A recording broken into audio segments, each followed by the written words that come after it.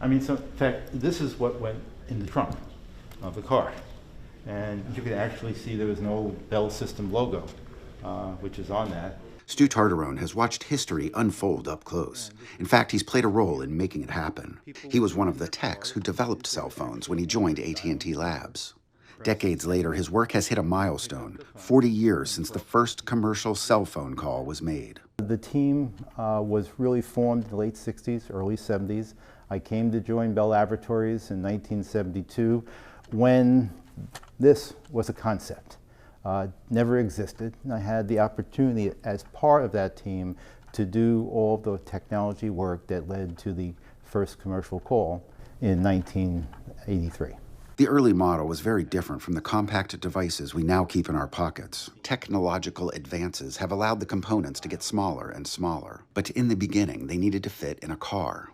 What I have in my hand is one of the very first cell phones.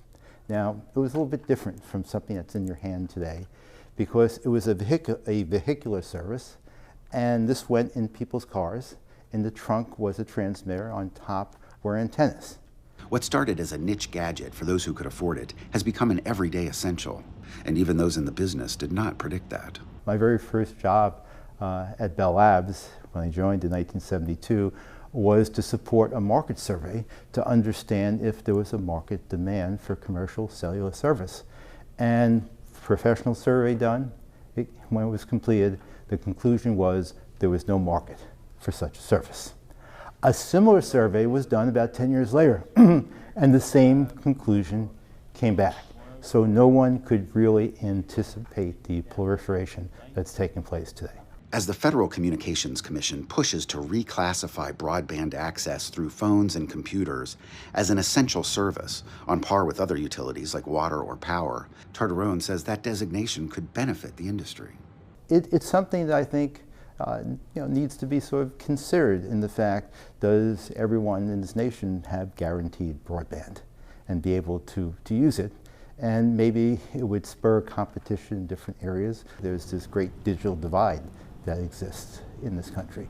And AT&T is really working to deal with that. Mobile phones have been around as far back as the 1940s, but it wasn't until the FCC gave AT&T the go-ahead to open the world's first cell tower phone network that the phones became commercially publicly available. First marketed to business people in 1983 and growing into the smartphone-driven world we live in today. Ted Shaffrey, Associated Press, Middletown Township, New Jersey.